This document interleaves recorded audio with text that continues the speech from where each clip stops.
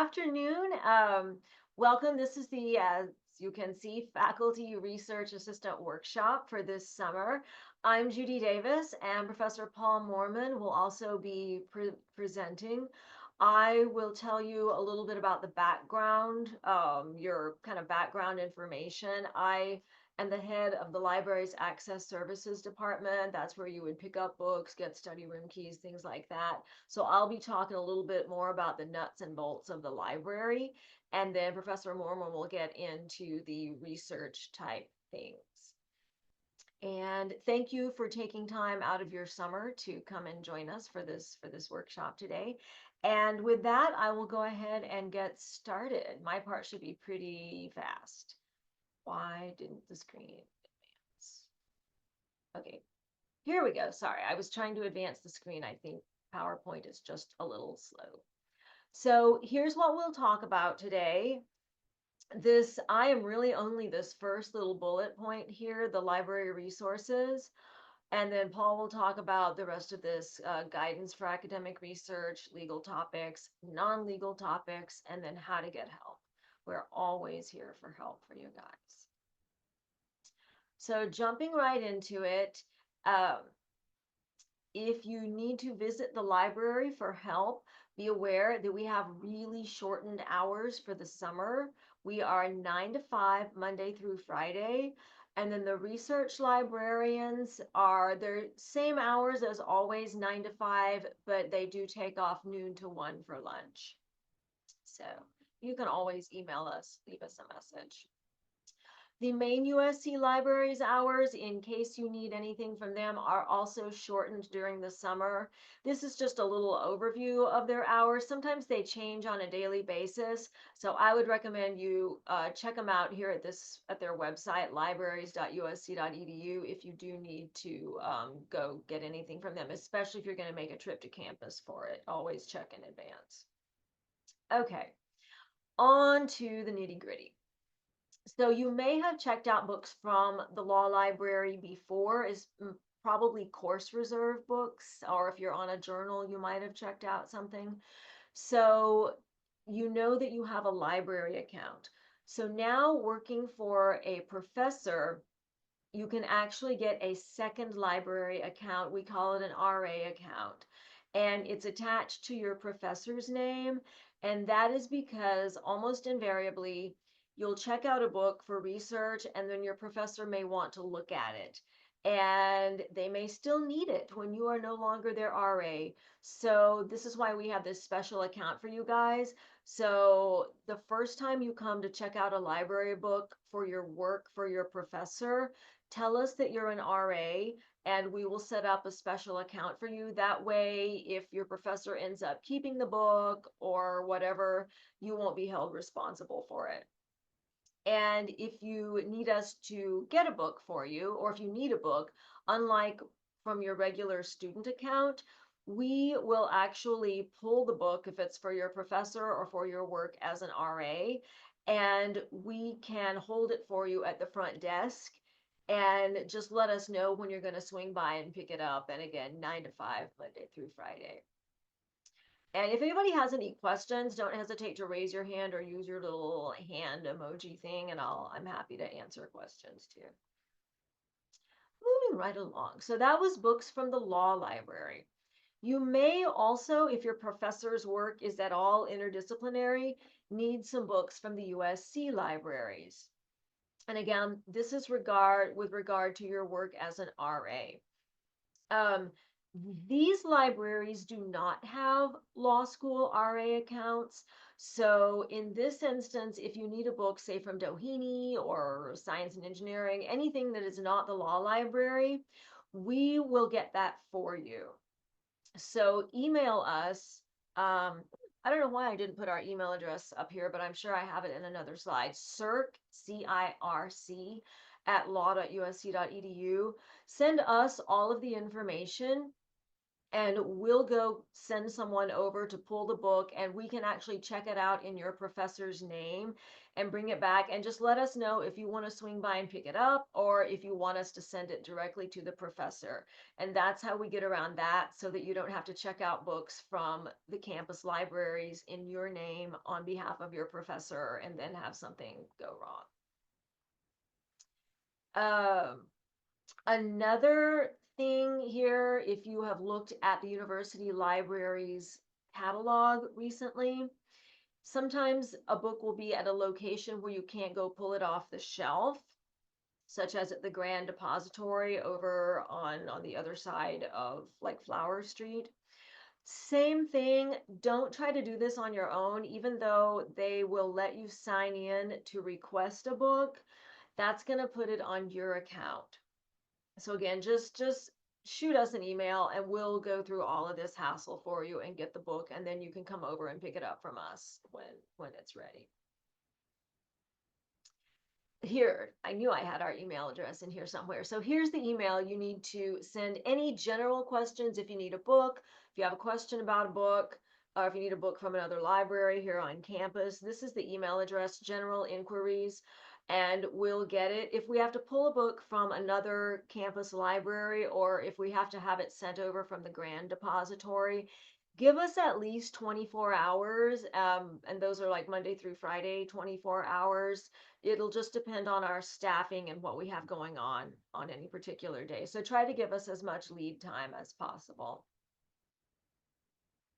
Now, if you need a book or you think you need a book that is not available at USC, we have a process we call interlibrary loan. So that's if it's not available at any library on campus, then we can still probably borrow it from another university. So this email address is ill@law.usc.edu. And if you're not sure, you can still email the CERC address. Just like with any book, give us as much information as possible, the title, the author. If it's an article in a journal, give us the name of the journal, volume, page numbers, as much information as you have. It'll help us get the book or the article much more easily. Also, for the case of articles, or if you just need like a chapter of a book, sometimes we can ask other libraries to scan those and just send us a PDF. So that oftentimes can be a lot faster, and then you don't have to give it back. So try to know what it is you need when you send us this information. Do be aware these things come snail mail, and if we have to get something from the East Coast or Canada or something, it can be a very long process. So again, just try to give us as much lead time as possible so that we can get you what you need while it's still useful to you. If you need to return any of our books, try to bring them to us. If you can't get here 9 to 5 Monday through Friday, but you can get in the building, we do have a drop box right outside our library. But please do not return our books to the other libraries on campus or one of these little drop box on campus, because sometimes their staff don't notice that we're two totally different systems, and sometimes their staff don't notice that it's not our book and they'll put it on their shelf, and then it's a big mess, and sometimes books get lost. So try to bring them back to us if possible. And here's a picture of our little drop slot there outside our door where you can drop books. Let us know. We'll probably notice if you put it through the drop there, because it just goes into a box, but shoot us an email if you're going to do that too, just to make sure. And if you have any more questions about us, about logistics, library access, in case our hours change, because for example, we are going to be closed on Memorial Day next Monday, just check our website and it has all the general information that you need. You should be able to find it, even if it's like 2 o'clock in the morning and we're not answering your email. So don't hesitate to check our website frequently. And I don't think I saw anyone raise your hand, but if you did, or if you have a question, or if you think of something later, you can send any kind of general questions to that CERC email address. And that is it for me. I will hand it back to Paul now. Thank you, Judy. So that's all useful information. Some of the themes of what Judy was talking about will apply to what I'm going to talk about as well, kind of the separation between the law library and other resources that kind of continues uh, through what I'm going to talk about. So let me go ahead and start sharing my screen. Can you see that?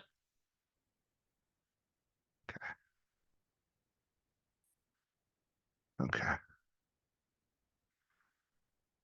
Okay. So I'm going to talk a little bit about researching, and this is going to be more for academic research and academic research generally, not just on legal topics.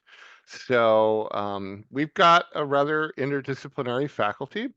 Many of them have PhDs in disciplines other than law. And depending on who you're researching for, they may very well ask you to do research or have some discussion or you may need to go into those areas. So this is when you start kind of channeling some of the research that you did when you were an undergrad, as far as the types of sources, kind of broad-based, being reaching outside of kind of the confines of Lexis and Westlaw or legal research in general. So because you know not everything Lexis and Westlaw are great for representing clients and finding legal topics, they may not necessarily be great for other types of research. So for the reasons I have listed here, there may be limited historical coverage. It doesn't always go back in time very long. So depending on the circumstances, your professor may want you to really kind of research something that occurred or find older resources, as well as it doesn't always have PDF images. You can usually kind of work that pretty well within some of the way that Lexis and Westlaw present that information as far as finding page numbers, but it may not be sufficient for your purposes. So, let's see. Okay, it's just being slow. Okay, so this is kind of whenever you've got a research topic, um, and especially if it's in an unfamiliar area and you don't necessarily know like what types of sources might be helpful. Um, you might want to think in terms of like the big picture. Is it law or is it not law? If it's law, you've got a couple of resources that I have listed here. We have research guides for the law library. We also have a list of databases. These are law-specific databases. It's much broader than the list of, than the two that we mainly focused on in legal research. And then we also have our catalog. So that's this is where you can kind of think about ways to places to turn once you are researching a particular topic. Um, I mean, what's nice is that research guides can give you kind of a little bit of description about what the law is, and then refer you to sources that might be helpful specifically for that. Might be general or it might be more specific to the issue that you're researching. The databases themselves, again, you can find long lists of databases. Now we've got our law-related databases on one page, um, and you can kind of scroll through those and determine which ones might be helpful to you. But a good research guide will usually refer you to the databases that would be most helpful. And then finally, the catalog. Now, catalogs are something that for scholarly research are very helpful because, um, and this applies both with our catalog and the main university's catalog, is that you can find um, title level access, meaning you can find like the books, the books, but then also with certain limited circumstances, especially with the main library catalog, you can find references to articles as well. So again, so that's for legal topics. For non-legal topics, you've got the same kind of division, but it just gets much bigger and much more comprehensive. So we've got USC Libraries has a very robust research guides selection. Plus, you can always, and I do this relatively frequently, just run a search, Google research guide or library guide for the topic that you're researching, and you will find guides from a variety of sources and other libraries.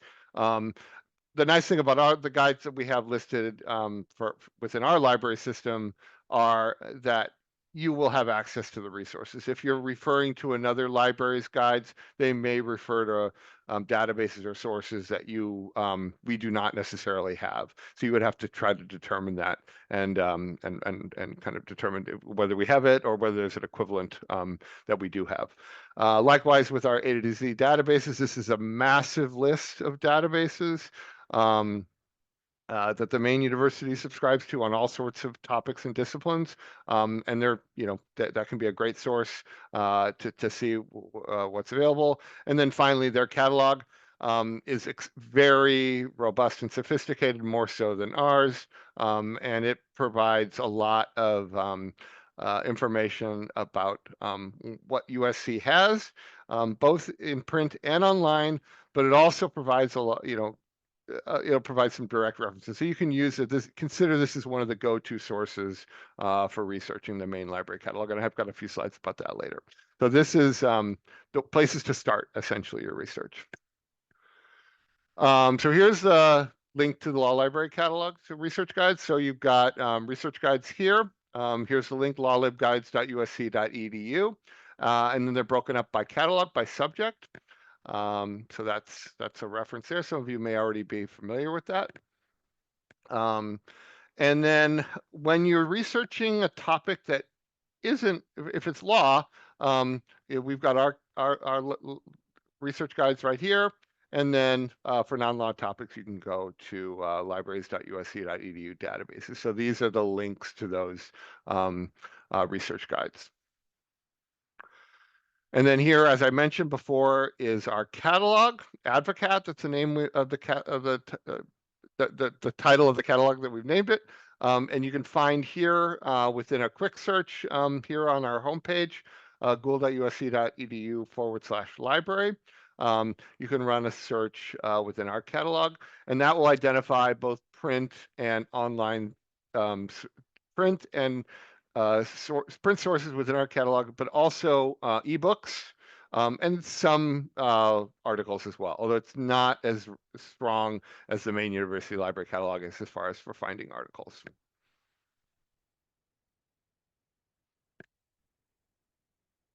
Okay, so now I'm going to go into some specialized legal databases. This is not exhaustive, but it'll kind of give you an idea of the types of resources that might be helpful to you. So first, Lexis. I'm not going to spend much time on Lexis. I'm just going to remind you of the fact that Lexis exists and that it's useful for research for law. But and for your purposes, for most of you, you're going to be focusing on the secondary materials. Okay. So here we've got some treatises, guides, and law reviews and journals, especially the law reviews and journals, depending on what your faculty member is interested in. You can search Lexis. Just remember, it's not necessarily doesn't go back historically. And I've got an alternative for that if you need to research historical law reviews and sources. And it's also not necessarily in PDF.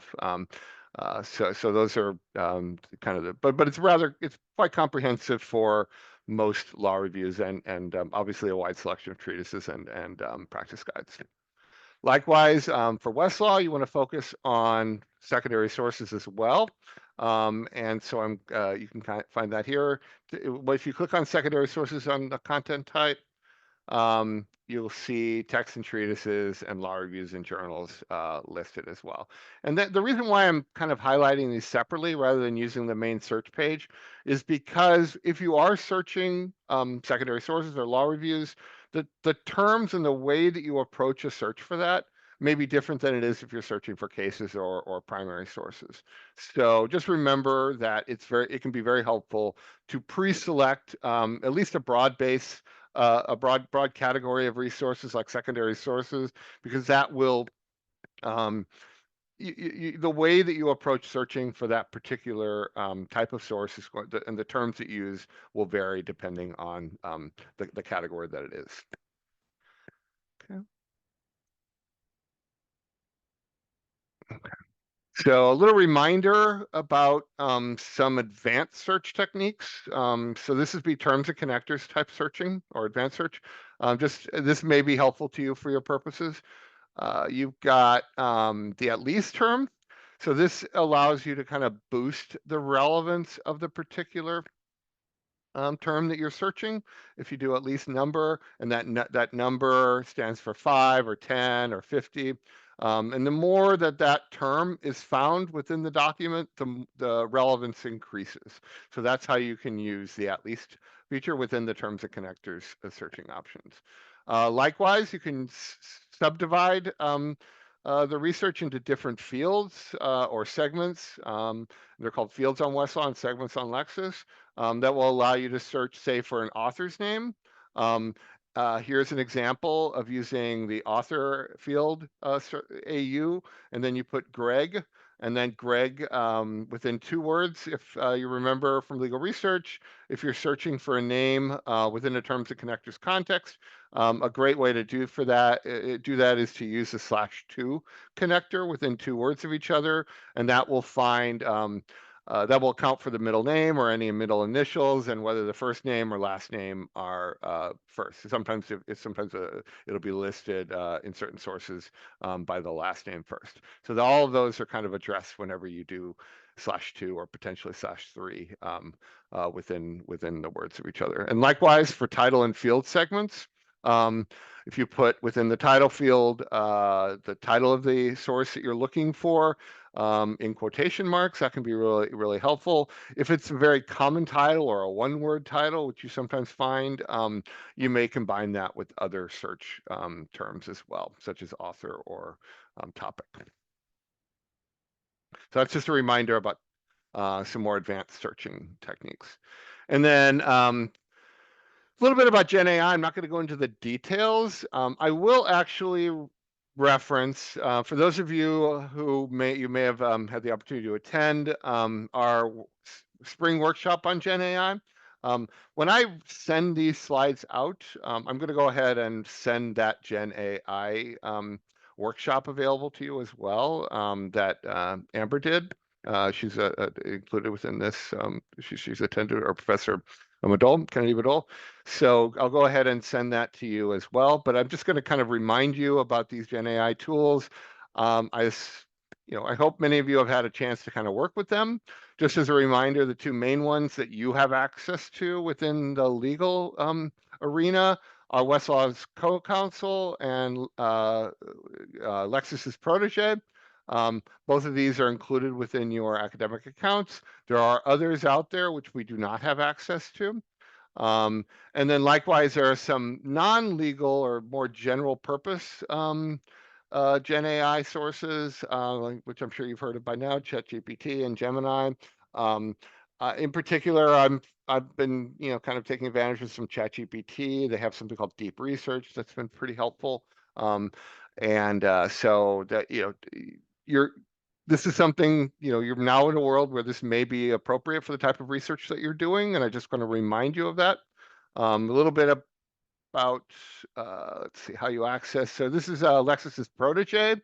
If you haven't gone to it already, I encourage you to do so.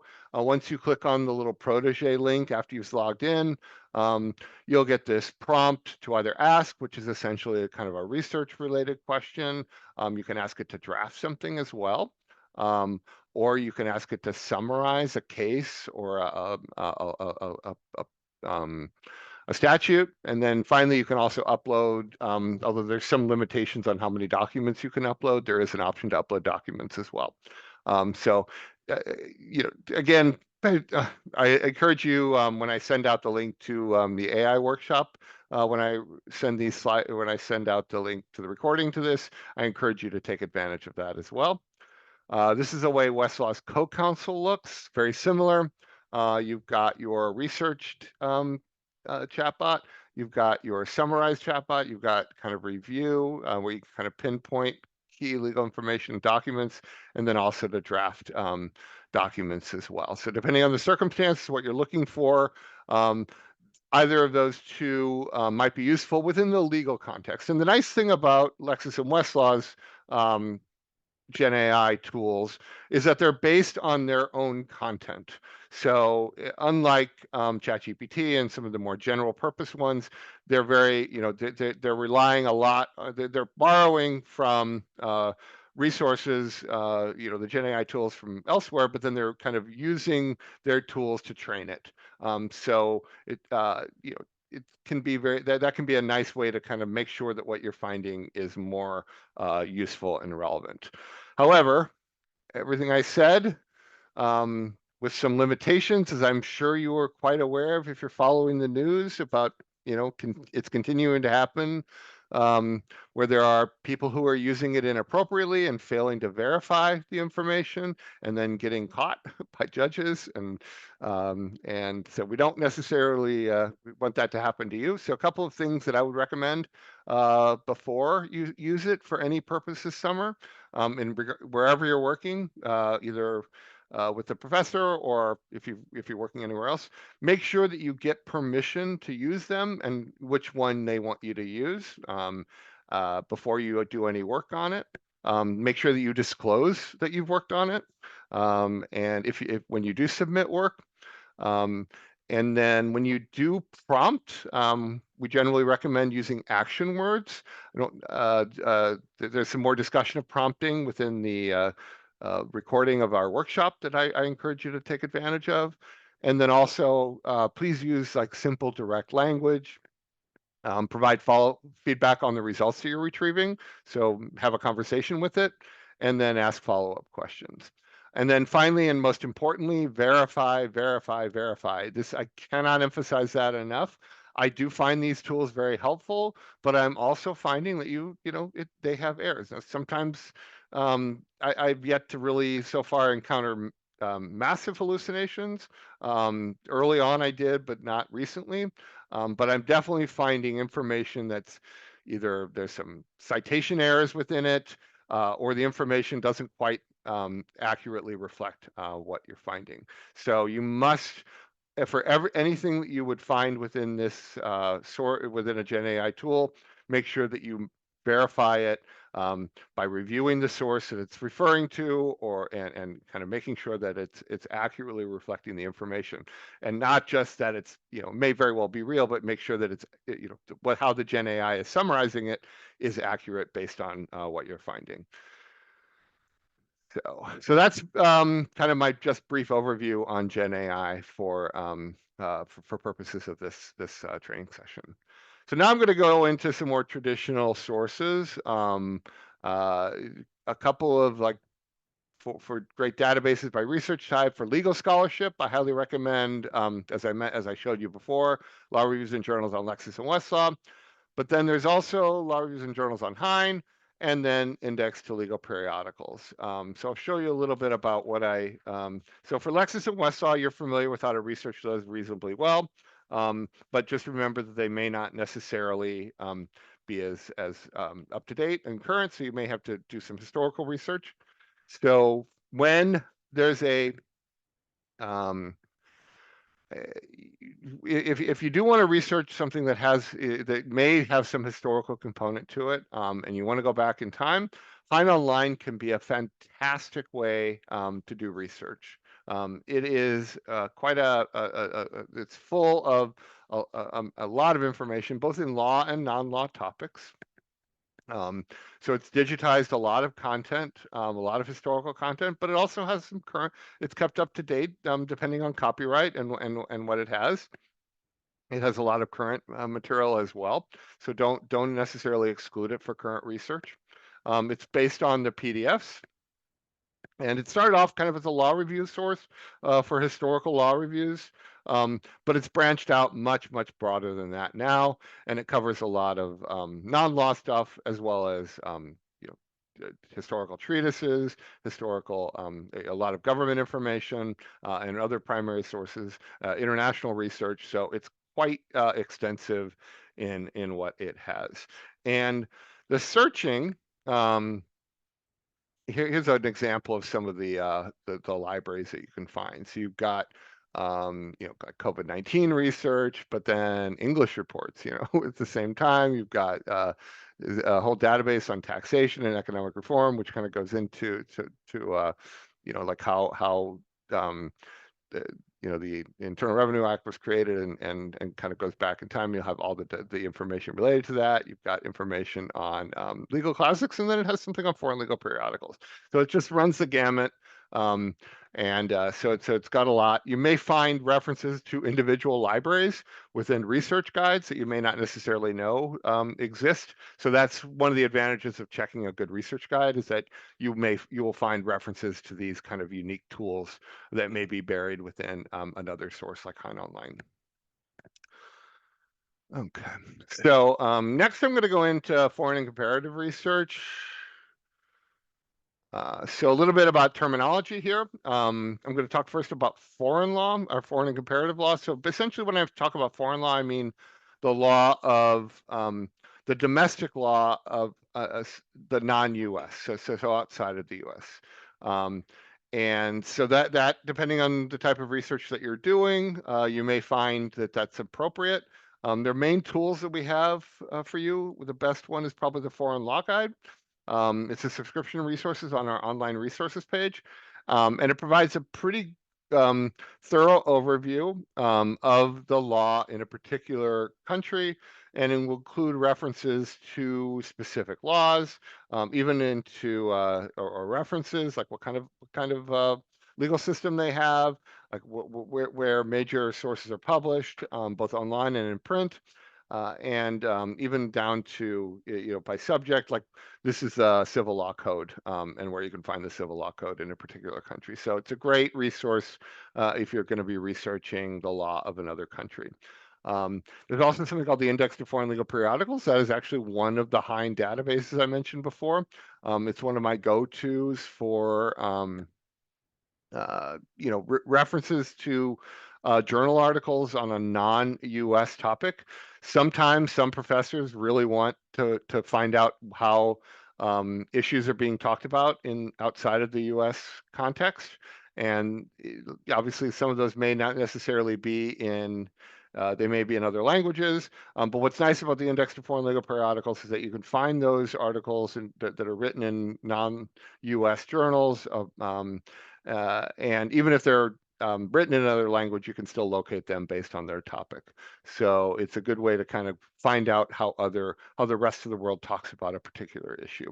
And then finally, there's a database called Global Regulation, which is somewhat misnamed. It should really be Global Laws, because it has more about laws that come from the legislative branch or whatever lawmaking body, as opposed to kind of distinct as a distinction between the regulatory system. Well, that does have some regulations as well, but it's primarily laws. But what's nice about global regulation, again, it's got a large number of translated laws, but they're machine translated, but they're pretty solid machine translations. So you can use English and search across, over 90 countries and find laws on a particular topic, and then kind of retrieve them. And then usually there'll be if it's not in English, you'll see the original language, and then you'll see the translation next to it. So you can kind of see where it's coming from. And if you speak that language, you can kind of verify how valuable that translation was. So those are some of the three best sources for researching the law of other countries. Next, I'm going to talk a little bit about international research. So this is researching the law, the international law, how nations, the international system works. So for that, some of my best tools for starting are the Max Planck Encyclopedias of Public International Law. This is one of my absolute go-tos whenever I've got a international law or public international law topic. It has fantastic articles, encyclopedia entries, but that kind of doesn't give them the full breadth of what they really have. They run from very broad topics like international criminal law. You'll see an entry, but then they'll also have very narrow articles on very specific topics, or people, or kind of treaties. So it can be really helpful to get a good overview on almost any international law topic that you might be researching, and is a great starting point. And there'll also be, within the encyclopedias, they'll often have a bibliography of both secondary sources as well as any sort of documents that are associated with it, legal documents that you should be able to pull up. And likewise, there's something called Oxford Bibliographies of International Law. This is a little bit broader database, so it doesn't provide as much. It doesn't have the depth or getting into the nitty gritty on public international law topics, but it does have good, solid bibliographies on any sort of international law topic that you have that can also be useful. So here's an example of Oxford bibliographies. You've got a link here to active state doctrine. So if you were researching the active state doctrine, that could provide some information about where that's coming from, what it means, and so on. Okay, so these are some additional like websites that might be helpful to you for foreign or international research. GlobalX. I mentioned before the Foreign Law Guide, which is a subscription database that we pay for, or that's available on our online resources. There's also a free version of that called GlobalX, which is part of the NYU system. It has some really good research guides on researching the law of other countries or other topics. The quality can vary depending on the author, and so but it's more. I mean, the nice thing about the Foreign Law Guide is that it has both a print and an online focus. While the Global Access definitely has more of an online focus to what's available, but those are both options that you may find useful. If you're researching an international law topic, the Peace Palace Library guides have been very helpful to me, so I have a link there. And then I have some guides that I've written that you may find helpful as well, listed here under the Foreign Research Guide, or we have one on international research. And those are on our research guides page.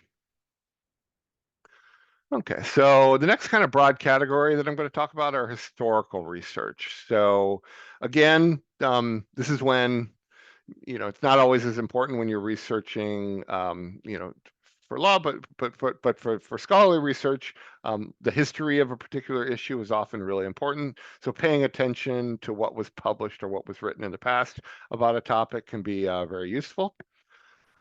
So for this, we've got a couple of databases that are particularly helpful for research.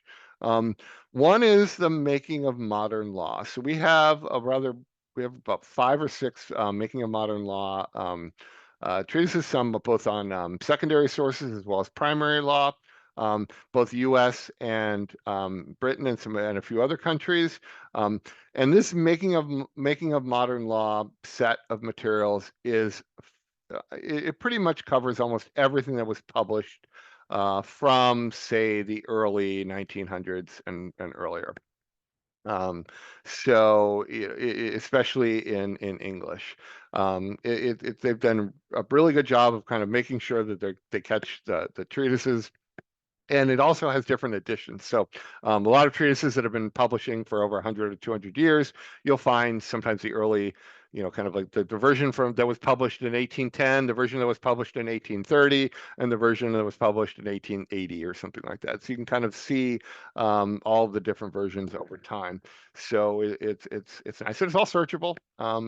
And it's all in PDF, so it's quite a valuable resource if you are doing research on a historical topic, as far as in law. Likewise, LMC is great for historical primary sources. Now, we just got a notice about a week or two ago that LMC was going to be changing or updating their search interface. I'm kind of excited. I haven't seen it yet, but it's supposed to be happening this week. And I think one of the problems that LMC had, even though it's got a lot of great content, because it's a lot of digitized historical content of a primary law nature, both in the U.S. and internationally. But it's always been a very clunky interface. So I'm hoping that they've changed the interface so that it's a lot more user-friendly. So take a look at that. If you are doing historical research, it may be even more valuable than it already is. And then finally, Hein Online, I've already mentioned that. Within the Hein Online library, there are lots of great historical references and databases, both from the law reviews context, but their legal classics is rather extensive as well. Okay, so next a little bit about legislative history. So this may come up, and this is not an uncommon task for research assistants to do, is to research the history of a law or a regulation. Um, so the nice thing is that you don't necessarily have to do that yourself. Somebody has already done it.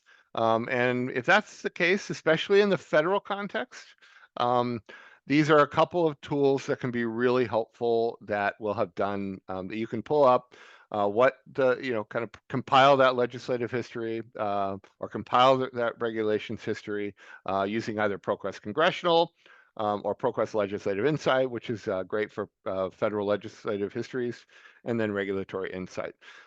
So if this is really your go-to when you've got a legislative history question, especially federal.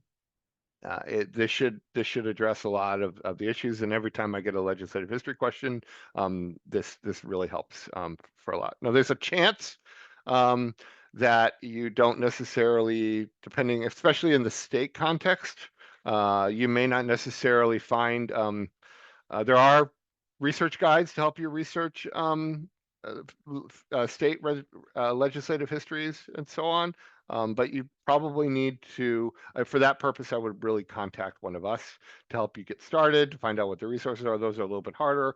And a lot of times the information isn't as readily available as well. The federal government is generally quite well documented about what's happening. Um, that's less so in states, and then within the states, some are better than others. California is often better than some other states, but some states have almost no legislative history that you can find for most laws. Okay, so I guess if that's the case, if those tools that I mentioned before don't work, then you should just make sure that you contact one of us for assistance. We'll be more than happy to help. Okay, a little bit about non-legal research.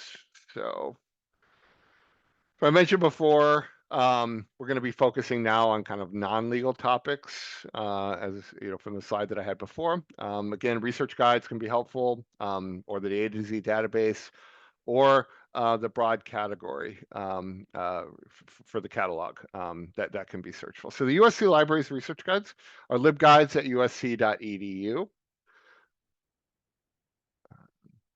And then so these are some of the specific databases that might be helpful to you. So we've got, I'm just going to kind of give you a kind of a surface view of this. It's not at all complete, but these are some of the multidisciplinary databases that can address research broadly in a lot of different topics. So you are probably familiar with Google Scholar. It's one of the more valuable multidisciplinary research databases that you have access to. So I highly recommend using it and taking advantage of it. I use it regularly, and it's quite helpful. Um, They're also the USC catalog. Their global search is quite extensive in what's available. And the nice thing about the USC catalog, when you search it, is that everything that you find, you should have access to. So it addresses the potential issue that Google Scholar has, where you find stuff that we do not have access to and that you need to pursue interlibrary loan, much like Professor Davis mentioned before about kind of pulling from a library. If it's an article, those can often be a little bit easier to get, but if it's a book, it may have to come, may take a little while to get.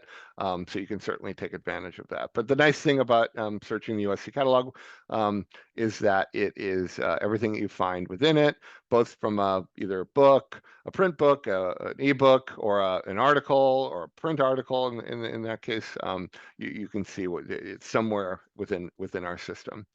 There's also something called JSTOR, which may be familiar to those from undergrad. Um, it's a rough equivalent of Hein Online for scholarly articles. What's nice about JSTOR is that it is digitized for most disciplines. The major journals, most highly regarded, generally peer-reviewed journals in particular areas. Um, It's not, it's selective, so it doesn't uncover everything. So in that regard, it's a little bit different than Heinz Law Reviews is much more broader in its focus. But because it's has stuff that is of the highest quality or the generally most regarded um, sources, what you find in JSTOR, if you're searching it, is usually really high quality and something that you can and be trustworthy. So it has that historical depth that Hein Online has for law reviews, where you can kind of go back and search a journal's articles going back all the way to the beginning of when they started publishing. There's also a broad database called ProQuest. Some of you may have used that as well. ProQuest is pretty amazing as far as what it has. It covers a lot of scholarly sources, but also a lot of non-scholarly sources like news and magazines and stuff like that. So it's a pretty robust source, and it's got a lot of different libraries and newspapers, like historical newspapers. So again, much like Hein and some other sources, you really do need to kind of identify within the ProQuest system what it is that you try to find, and then kind of cater your search depending on that. Um, so I could do a whole hour on ProQuest because it's so broad and useful, but yet I'm mainly just mentioning it here. The main thing I would recommend if you are going to ProQuest is to kind of pay attention to the databases or libraries that you're in, like what types of sources are covered. There's another multidisciplinary source called Web of Science that I use pretty regularly. It's really heavily focused more on the social sciences or kind of the hard sciences. They've kind of divided, you can kind of pick and choose which one of those you kind of emphasize. And within the social sciences, it does have a pretty good coverage of law. But I find it nice as a good way. It's an index. It has a lot of historical depth because it's the online version of an index that's been publishing for well over 100 years. Um, and so it has that depth. And also nice because it doesn't always necessarily, you're not searching the full text. You're searching kind of the titles and abstracts. It can be a nice way to kind of use broad terms and not be overwhelmed with stuff. So most of the stuff that you find can be quite useful. It also has a really good citation citing reference search that can be a useful way of searching for articles. And then finally, you may be familiar with ProQuest CRS reports. So the Congressional Research Service provides research on a lot of topics. And so within the ProQuest library, they've digitized a lot of those. They're not always, depending on the circumstances, they weren't always readily available, but now they generally make it pretty readily available for most people to access. There are some that will be a little bit more challenging to find that you may find references to, but the ProQuest CRS reports is a pretty comprehensive list. Not 100%, but close. Okay, and then finally, continuing on with some specialty topics. So again, this is similar, kind of channeling that undergrad type of research. These are some of them, and this just kind of is a surface level analysis of this. You've got different databases that are focused on particular disciplines that may be helpful to you. So for example, in economics, you may be familiar with EconLit. That's a database within ProQuest or ABI Inform. And those can be helpful. Education as well, the ERIC database, psychology, psych articles or psych info. And then if you're doing medicine, Medline and PubMed. So the nice thing about having a specific database, other than some of the broader ones I mentioned before, is that everything is going to be kind of focused on that particular topic.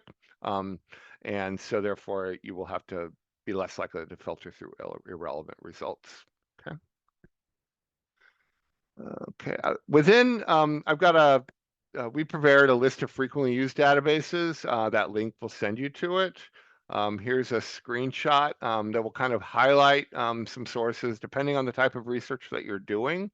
So this may be helpful to you in identifying databases, specific databases on the topics that you're researching. So take a look at that after later, after you've had a chance to kind of review the slides. And then finally, I'm getting closer to talking, kind of closing up and kind of talking about like how can you research smarter and not necessarily harder, kind of like paying attention to ways to streamline the research. Highly recommend using Google Scholar. And within the Google Scholar system, you want to make sure that you select USC. So I'll tell you how to identify, if you haven't already, USC as the library for you, so that you can identify what we have. Likewise, if you haven't done this already, I'll talk about LibKey Nomad. LibKey Nomad is a browser extension that, again, when you're searching the web, you can identify what we have available within the system. So it kind of can help streamline the process. So for Google Scholar, um, you can certainly, if you haven't been to it, go. I recommend it but if you want to make sure, that you highlight what is available within the USC library. So you want to identify you as a USC affiliated user. You can click on the three lines, and you'll get a page under settings to library links. And if you library links will allow you to select USC as your library. So here I've done this, and you'll see find it at USC. And then when you're in, so this is the process. You select the three dots in the upper left, search for the University of Southern California, and then select a box next to the University of Southern California, find it at USC. And then when you're searching Google Scholar, you'll see a reference to find it at USC that will help you to kind of streamline and make this a little bit easier to find. Likewise, oh, sorry, I forgot I had a little highlight there. And then LibKey Nomad. So again, if you haven't done this already, I recommend it. This is useful for searching the web, using general databases like Wikipedia or Google Scholar. You find an article, you go to the source. It'll help you to kind of identify whether the source is something within the USC system that you need to kind of authenticate yourself first. You can go to thirdiron.com, download Nomad. Depending on which browser you're using, select the browser.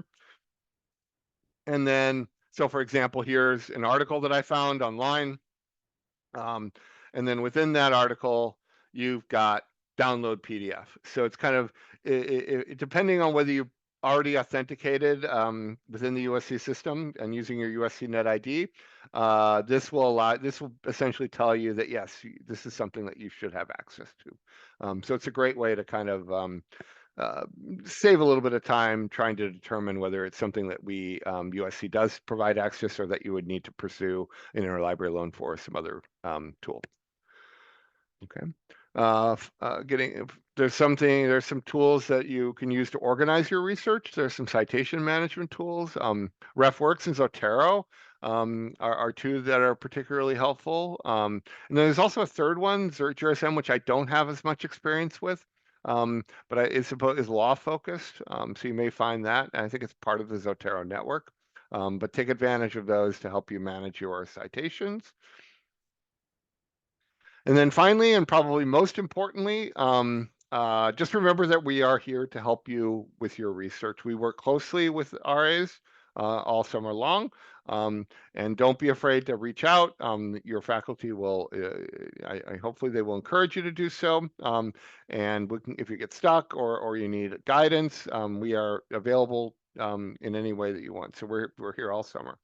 We've got our guides, and then you can also don't be afraid to ask your professor for any clarification, or from us. And then finally, if you're researching on Westlaw, Lexis, or Bloomberg, which you should have no restrictions on that, because you're working for a professor. So don't be worried about whether you're violating any sort of licensing by working this summer.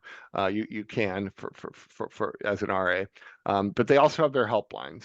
So if you took advantage of those. But the 1-800 numbers, both Lexis, Westlaw, and Bloomberg, have very useful kind of reference attorneys that you can contact as well. That can be very helpful for specific information within the Lexis, Westlaw, and Bloomberg systems. And then finally, for us, you can email reference@law.usc.edu. We're available to have appointments, or by Zoom appointments, or if you're here on campus, you're welcome to meet with us in person. And then you can also follow us on social media. So I am losing my voice, so just in time for questions. So let me go ahead and stop my sharing.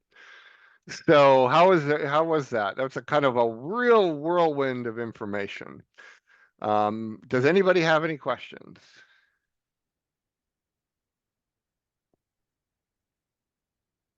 None? Wow, you guys got it. What's the most important thing? We're here to help. Yeah, ask for help. Yeah, if you Yes, yes. Don't be afraid to ask for help. That's why they pay us the big bucks.